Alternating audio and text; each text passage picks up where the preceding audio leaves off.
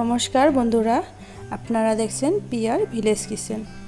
আজকে আরেকটা নতুন রেসিপি নিয়ে আপনাদের সামনে চলে আসলাম। রেসিপিটা হলো আনারস চাটনি।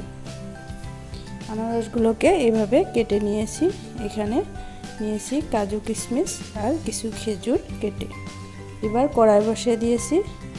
কড়াইতে আনারসগুলোকে দিয়ে দিলাম, দিয়ে বেশ কিছু সময় ভেজে নিব। ভেজে নিয়েছি খুব সুন্দরভাবে। এবার কিছু সময়ের জন্য ঢাকা দিয়ে দিব, যাতে আনারসটা সিদ্ধ হয়ে যায় খুব সুন্দরভাবে। এই যে খুব সুন্দরভাবে সিদ্ধ হয়ে গিয়েছে। এবার আর অল্প ভেজে নিব।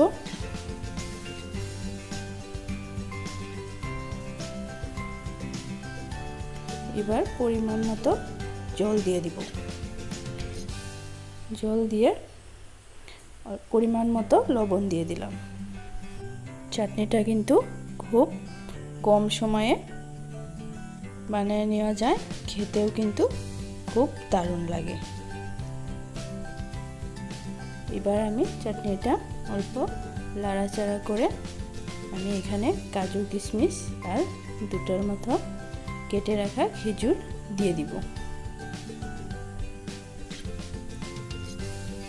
কিশমিশ খেজুর দিয়ে দিলাম।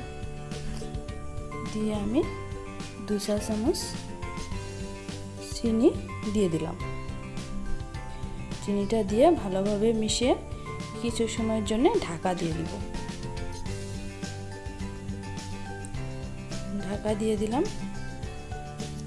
এবার দেখুন খেজুরের জন্য চাটনিটার কালার কত সুন্দর চলে আসছে। আপনারাও এভাবে একবার ট্রাই করবেন, ভালো লাগবে।